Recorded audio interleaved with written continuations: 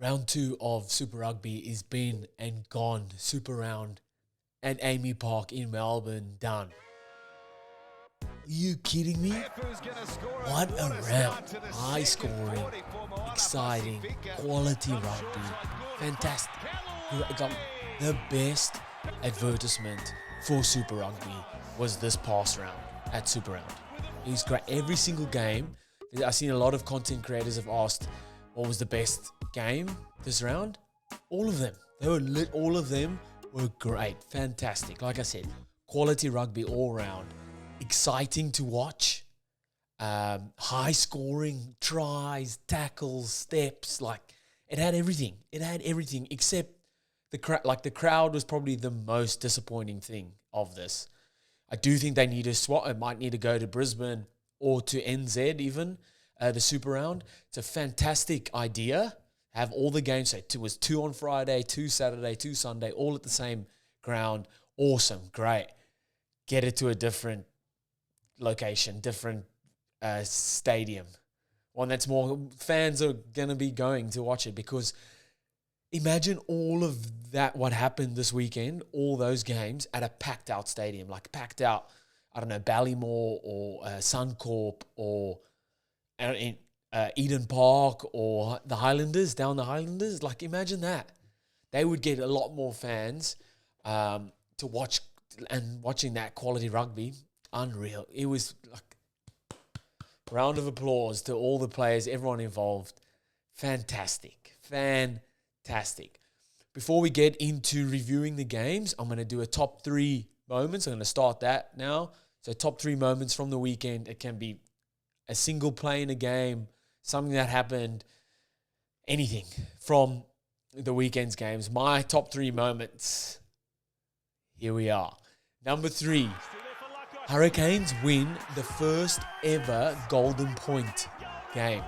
So a new law they've brought in, when it's a draw, and it was 33-all in this case, they go straight into 10 minutes of Golden Point, which is whoever scores any kinds of points, you win. They don't even take the kick, the conversion. You score the try, that was it. You got the 5 points. And Hurricanes won that. So that's a great trivia question in the future. Who was the first ever Super Rugby team to win a Golden Point game? I think that's right. The Hurricanes. That comes in at top 3 moments. Number 3. Number 2, Moana Pacifica's first ever win over the Fijian DRUA. How good. Win. That was the Battle of the Pacific. The Pacifica versus the DRUA. And the DRUA have had it over Moana the past 3 or 4 years. And Moana got one over the cousins, the brothers, the Bullers of Fijian DRUA. Fantastic. Well done to everyone there. And then top moment of the weekend. This went against everyone's bets. If you are tipping the Super Rugby, or you're putting bets in, multis on, I don't think anyone got this right except for the TAHS players. And if you did, you're probably going to get fined, because you're not allowed to bet when you're a player. Waratahs beat the Crusaders for the first time in 10 years. The last time the Waratahs beat the Crusaders was when they won the Super in 2014. That's 10 years ago. That is crazy. Unless my research is faulty, by now I'm going to have to talk to my producer, which is also me. But that's crazy. That's insane. And what a game it was. We'll definitely get into it, but that is my number 1. That's my top moment of the weekend. And so if I had to pick a best game of the weekend, it would be the Waratahs Crusaders game, because for TAHS to do that, all the pressure that Darren Coleman is under, for them to come out and really give it their all, show what they can do, winning over the Crusaders, how good. First time in 10 years. Fantastic. But no more waiting around. Let's get into reviewing of the games. So, man, I'm going to be out of breath after this, because the games were fantastic. Really, obviously, quality rugby across the board. Great to watch. Well, let's get into it, man. First game, Highlanders versus Blues, 29-37. The first Kiwi derby for both of them. So all Highlanders that first 30 minutes. Highlanders in that set piece in the first 2 minutes, I think it was. Strong carry from Gilbert, crashes down the middle. And what Fakatava does so well, I think it was a set play, but he jumps out, either it's same way or down the blind side, and he can throw that beautiful skip pass. Most nines, obviously they're the best pass in the team, but just that to execute it as well it's a different level. Skipped out 4 or 5 players. Withy got the ball. Then he had Tavanawe on his outside as well, which is, like 4 or 5 guys have to go to cover him. Dummy there and scored, crashed over. How to get this game going. Fantastic try to get this game going. I do think I need to bring Hoskins Sotutu into my fantasy team. 3rd try. Well, that was the 3rd try of the season. He got a hat-trick in this game. Man's just on fire. Give him the ball close to the line and he's scoring. He made up for the knock-on right from kickoff, which led to Highlanders' first try. He makes up for it, man. He definitely makes up for it. And then this guy's also on fire too. Jacob Ratumai Tavuki Nepkins gets in again. One of those players is just give him the ball and space. Let him cook. Beautiful play from the Highlanders. Silky skills all round. With the no-looker out the back. Reece Patchell with the offload. That offload? You kidding me?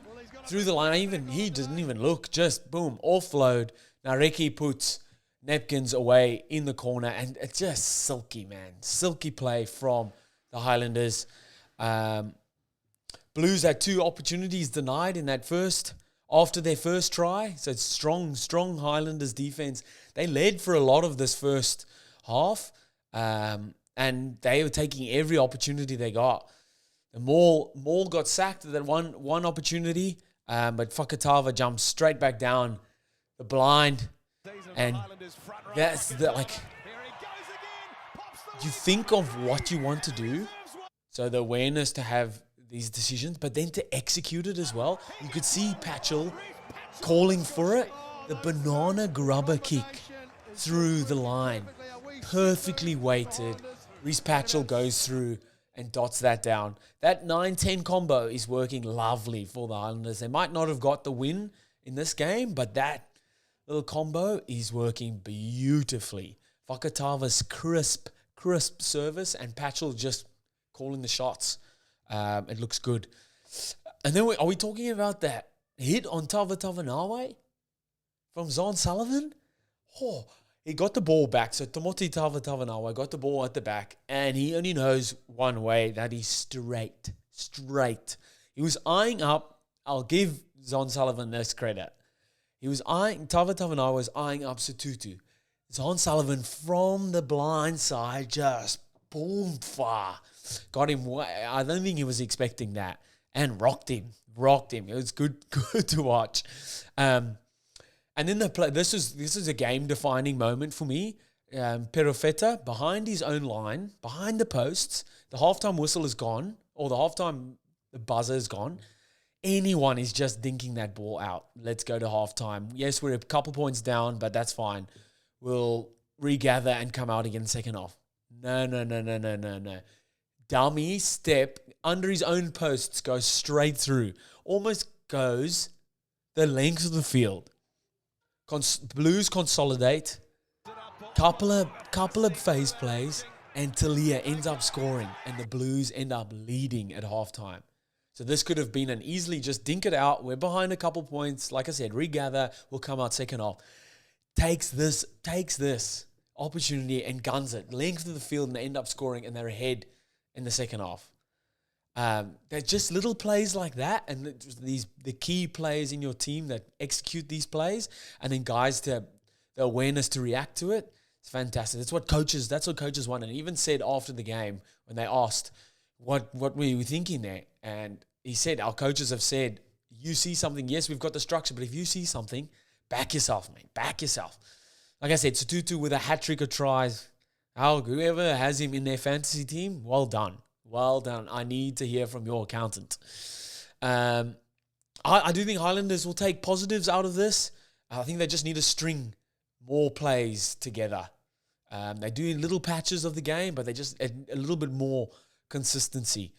My standouts, Sututu, obviously, 3 tries, 14 carries, 67 running meters, 3 defenders beaten.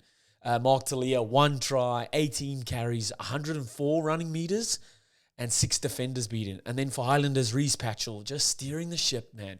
He's really, really good. One of the best buys, I would say, in the offseason for any team. He's having a strong impact on this Highlanders team. Calm head, good player. 1 try assist. And I think the more game time, the more they get to play together, him and Fakatava will be excellent for them. What a game first up. Moving over to Rebels Force, 48-34. What a game. I said in the preview for this round that this game was either going to be boring as hell or one of the most exciting games ever. And I think it lived up to that, one of the most exciting games. At 50 minutes into this game, the Force were 34-15 ahead. 34-15. And the end score was 48-34. I don't know, my maths isn't good, but that's a couple unanswered points. I think the Rebels did turn defense into attack nicely for their first try, shifting that point of attack. So you get the turnover on this side of the field. This is where the space is, usually. This is where the space is. Either real tight in here or out wide. And they shifted nicely. And getting Kellaway on his breakaways like that, when you get him into space, he swerves and runs nice. He's very deceptively quick. Scored a beautiful try. They dummy swerve, crashed over. Force did hit back straight away. Great interplay. Ball. Donaldson with ball in 2 hands. And when you have forwards running those options, you're out the back. You get them little mismatches, or you keep throwing that dummy while you're running. That player outside is either going to commit to you and you pass the ball and then there's space there, or he's going to fall for the dummy and you're going to slide through. And which he did, and he put Chase Tia away in the corner. Beautiful. It's great, man. The Western Forces interplay for the first half an hour, the first 40, 50 minutes, fantastic. When they do get those phases going, it's beautiful to watch, man. They just need to link that up now on the defense side of things. I mean, when they do get ahead, not to just rest on that. You need to keep scoring. Force. So this was interesting for me. Nick Berry was the ref. Western Force score at this mall, but he still yellow cards the Rebels player. But they scored though. So he didn't. What were they going to go? Were they going to keep mauling it around to under the posts? If they scored, why does he still get a yellow when it was just something at the mall? Again, it's I get if it was foul, foul as in hurting a player. After they score, you fall with your knee on their head or something like that. But yeah, anyway. It just brings around that question mark again around with penalty tries. Isn't the try is enough of a penalty? You can't send someone off as well. That's 2 penalties. Anyway, moving on. Bury gets a try disallowed. The Harry Potter forward pass, he broke through beautifully, did all the work, and just that simple 2-on-1. I think that's why coaches always practice these things, these simple 2-on-1s. When you're running at full pace, the 2-on-1, and a defender can do well to kind of dummy, to go to the next guy, to dummy fall for the dummy. You know what I mean? Almost poker face you, double bluff you. And the defender did well there because he waited off right till the end to go back to Harry Potter, and he threw a forward pass. Just pass the ball. Easy to say here than when you're out on the field. Like I said, Force looked great with ball in hand. That White and Donaldson, Nick White and Donaldson are running the show nicely. They're getting that strong game time together. I think that'll build week on week. Carter Gordon, beautiful for Rebels. He picked off a couple forwards a few times. Just that mismatches, seeing eyes up footy, seeing what's in front of you. Where can you play to? Where your strong points and where their weak points are. Backs versus forwards. 99% of the time are going to make a half break or set someone up. And then Carter Gordon again, coming back, coming down the blind, holds up the ball nicely to attract that dude. Even just a little bit, get that guy, that winger involved and put Kellaway over for Kellaway second. Western Force's first try in the second half is fantastic.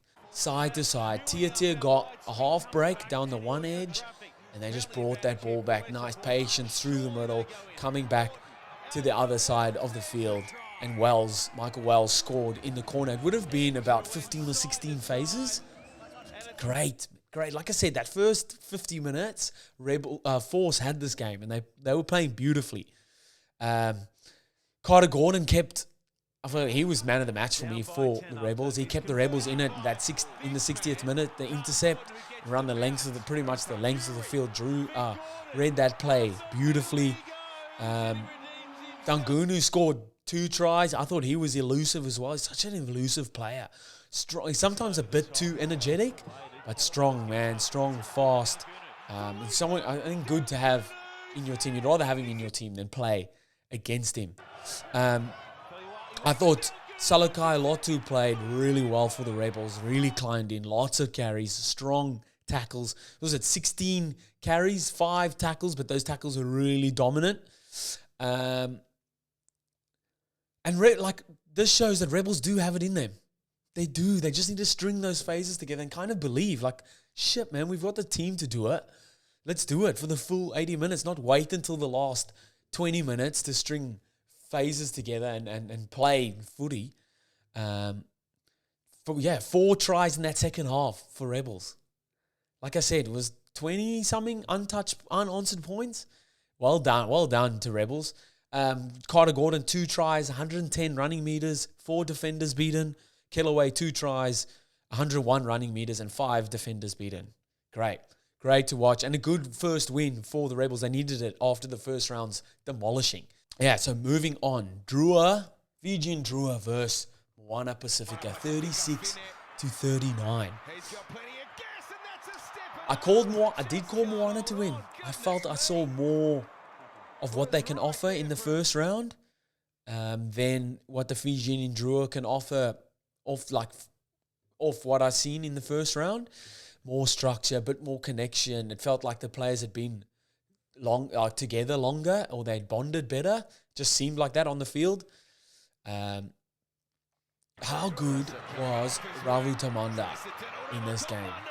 Celestino Ravu Tamanda. Yes, he got the yellow card, but man, so electric, so elusive. It shows why he was one of the best for Fiji at the World Cup as well. That first try, electric off the base of the scrum. Getting him wider so that the flank doesn't become an option to be a tackler, and then getting one-on-one with the 10, which is usually predominantly not your best tackler, shows, man, you can get a little bit wider there, fast, run flat ball, and little jinx step, you're breaking through 98% of the time. And he did that. And how Nakafati, I think that's how you say it, how he got there in time to collect the ball from Ravu Tamanda, unreal. Off the scrum, he must have known he was breaking through, so he just bombed straight down the blind and got there to score their first try. This game was just end to end, man. Both teams looking to attack every time, that's what you want. I think all the games this weekend was very similar. What about that try saver from Nasila Sile? On Awong, beautiful breakdown, a little goosey, and the handoff down the touchline, and Nasila Sila out of nowhere, push big, strong contact right in the corner to try saving tackle. I thought that the yellow for Ravu Tamanda, not his best effort. Like a chip chase, it kind of is your natural instinct to put a leg and a foot out, but got yellow there. I thought Moana were very good in their attack, showed a lot more patience, a lot more variety and continuity in their attack. There are a lot more options, guys. It definitely seems like week on week they'll be getting better at this.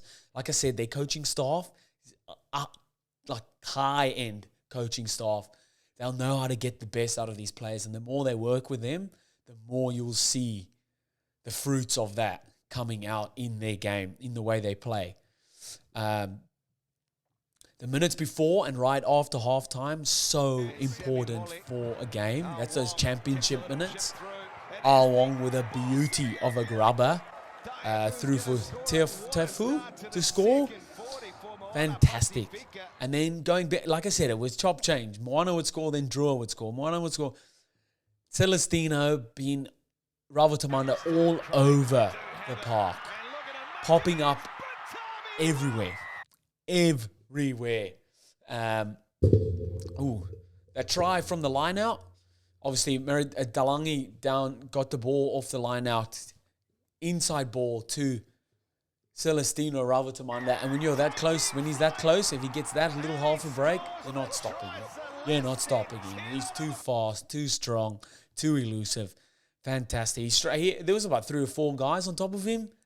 Too strong there. So it just shows the grit of this Moana team, though. Awong got yellow carded, which turned into a red card, and they still managed to score. The red cards now is 20 minutes, and someone else can come on. Muli crashing over there. I must say that then again for Pacifica or for Fiji DRUA, that Valentini's right to left pass for Momo to score in the corner. Beautiful. Skip 3 or 4 players. Just reading where the space is. Let's get the ball. It's the quickest way to get the ball there. Flat pass. Beautiful. And then Ravatamanda down the middle. Step, goose through. Drawn past Kuruvoli. Could have got there probably. And gave it over to the debutant, Junior Ratua. What a try, man. That step. Let's watch it again. Step, goose. Oh, gets through. Kuruvoli could have scored, gives it to the man on debut. Beautiful. What a try. What a game. What a game. Moana get their first ever win over the DRUA. Jeez. Like I said, it was my second, the top 2 out of top 3. It was my second top moment for the round. Ravatamanda, 1 try, 10 carries, 109 running meters, 9 defenders beating, and 1 try assist. How good. And 1 yellow. Let's go. Moving on, Crusaders versus the TAHS. This is it. This was my game of the round, 24-37. How good. Massive win for the Waratahs. I think my man of the match or men of the match, Angus Bell, Harry Johnson-Holmes, Charlie Gamble, Vailanu, Holloway, Fergus Lee Warner, Hugh Sinclair, the forward pack. The forward pack of the TAHS, Charlie Gamble said it. He swore on live TV. Love it. They got a fucking riling up during the week from their forwards coach. And it works. I think he needs to do it every week. They were physical. Run over their advantage line. Tackles. Into everything. A lot better lineouts like a scrum. And then physical on attack and on defense. Executing their rucks. Being pests at ruck time on defense, like disrupting Crusaders' ball. Great. At the start of the game, when Macca Springer scored, in the first 90 seconds, I thought, oh, this is tough. This is going to be ugly, which I think 90% of people watching thought as well. But not to be, man. Credit to the Waratahs. They looked a lot more connected in attack, a lot more efficient at ruck time. Like I said, carries were getting over the advantage line. Very physical. Great to watch. And good for them, man. Good for them. They've got the squad to do it. Darren Coleman is a great coach as well. He's done it. Not done it in Super Rugby before. He's done it in all the other levels, getting to Super Rugby. He's a quality coach, man. They've given him until round 4. After this, Waratahs, sign him back up, man. You've got to sign him back up. I thought Che Fahaki's little tap-on pass to Severis was a beauty. Severis again, 2 tries. His first his second game back from not playing at all last season and getting straight back into it, man. So good. One problem I'm noticing big time, and the teams that are doing it well are the ones that are winning, and the Chiefs do it brilliantly, is exiting after you've scored points. So you score points, penalty kick or try, and then the kickoff receipt there. So many teams are stuffing up that kickoff receipt or the exit. You're either getting charged down or you're knocking it on with the kickoff. I think Havili got charged. His kick charged down by Hugh Sinclair. Sinclair scored. And I think this is what is going to change. It's going to either separate the teams from the top of the log and the bottom half, is how teams can exit, how well they exit after scoring points. I thought, TAHS were great. Really, really good. I think it'll just take time for them. They can build. This is a massive win for them. Obviously, build on that. It'll be great. Harry Wilson's try before halftime definitely set the game up for the TAHS. Tane Edmund taking that ball right to the line, having options inside and out. Little jink, got that half break, drawn pass, and Wilson went over. Beautiful.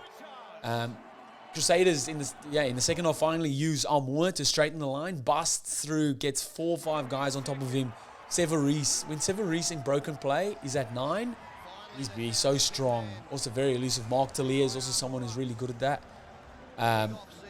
And then the Tristan Riley try for the Waratahs.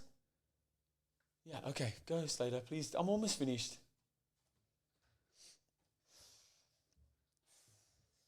The Tristan Riley try. Oh, man. Jake Gordon grabs the intercept, almost goes the length of the field. They consolidate. I think it was maybe 1 or 2 rucks. And then the ball players get their hands on the ball. And this sometimes is the problem with the turnover. The wrong person gets their hands on the ball. Tane Edmund got his hands on the ball and executed the cross kick to perfection for Riley to score in the corner. Jake Gordon's 65th minute try as well. This just shows how the good teams, or how teams react when absorbing pressure on defense, and when an opportunity arises, or when the attacking team makes a mistake, how they can turn from defense into attack. And Waratahs did this beautifully. I think Havili knocked it on from pressure, kicked through, swarmed that next ruck. That ball come out loose. Knock on again. Jake Gordon is there, as he is always. Grabs the ball and runs 50 meters to score. Waratahs are just scrapping for everything. And it's great to watch. It's something like they've got that. This team has got it. They just need to execute on it. Great effort all round from the Waratahs. Like I said, Darren Coleman with his ace up his sleeve. He's got it. He's got this team. Extend him. Gave him that contract extension. He deserves it. Macca Springer, 1 try, 13 carries, 127 run meters, 3 defenders beaten. Christie for Crusaders, 16 tackles. So good, man. Jake Gordon, 1 try, 7 carries, 118 run meters, and 5 defenders beaten. Tane Edmead, 2 try assists, 4 conversions, and 3 penalties. Well done, the Waratahs. Chiefs vs Brumbies, 46-12. Brumbies in absolute shock. Chiefs come out firing and gave them absolutely nothing. Beat them in all facets of the game. Total shutout, line-out, scrums, kicking, rucks, first phase, everything. They even left a couple of tries out there. This is a big, big statement on the comp. Chiefs got into their work early, man. Beautiful structure.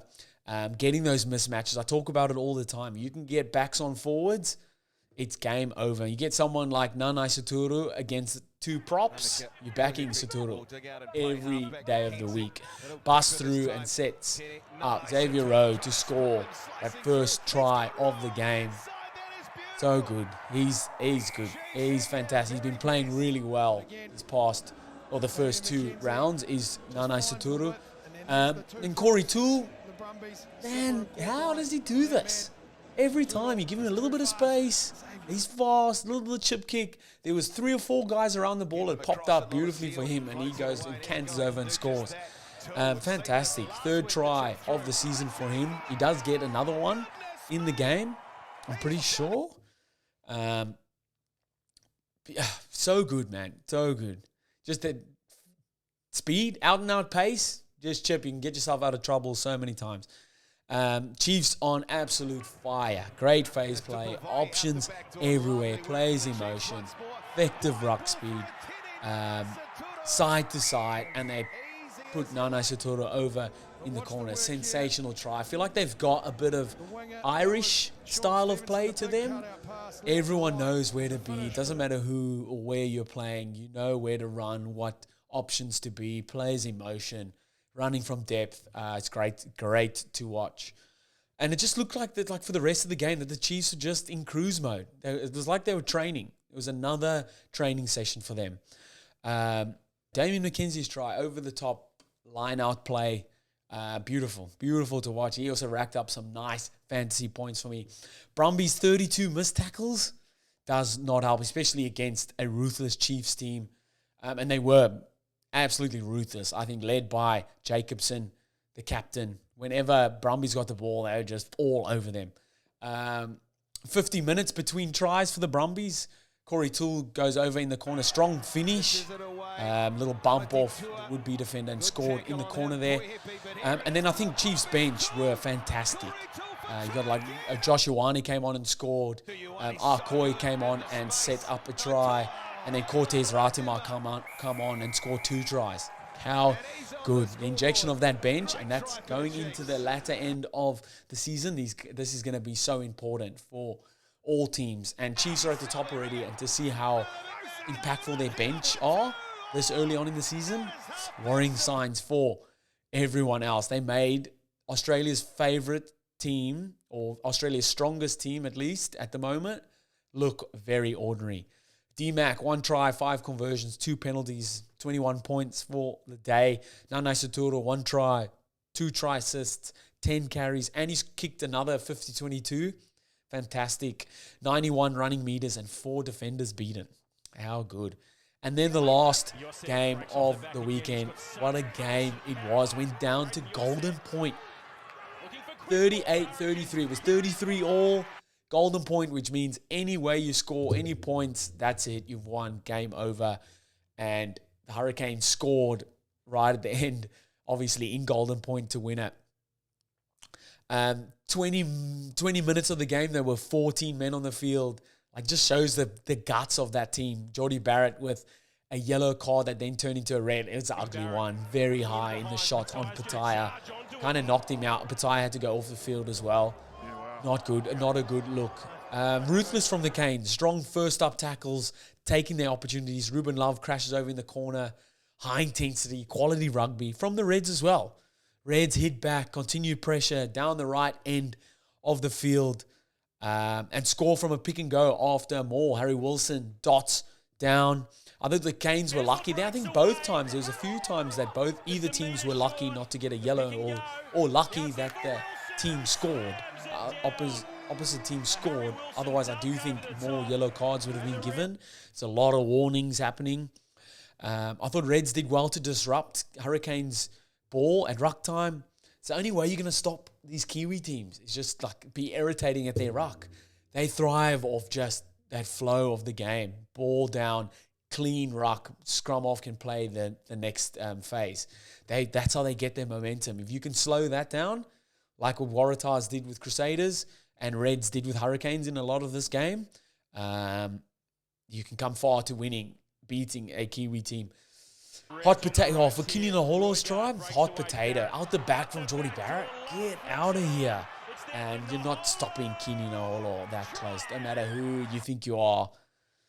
Beautiful. Again, I thought the Reds were lucky that Hurricanes scored here, because there was going to be some yellow cards given for sure.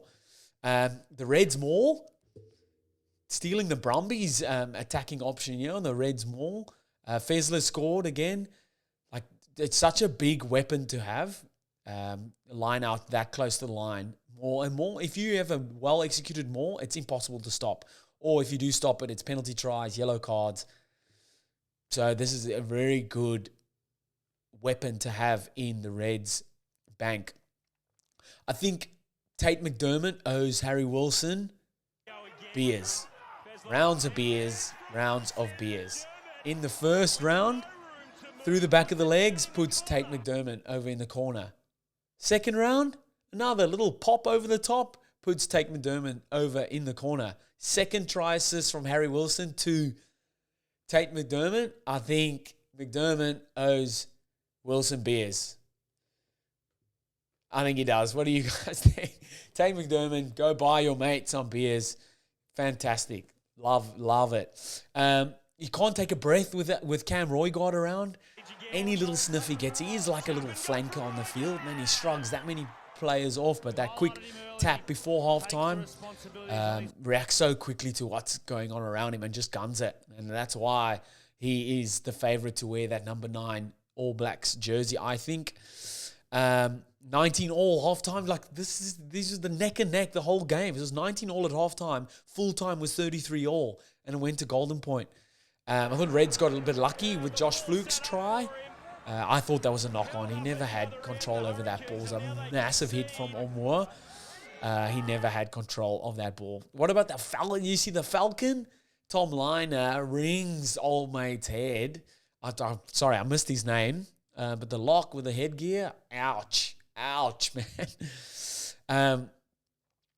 Ruben Love, 101, not stopping him. He's great. I think fullback is his position. Great ruck speed.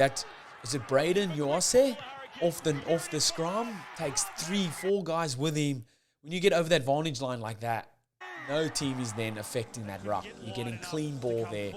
Roygaard straight to Ruben Love. Step, scores.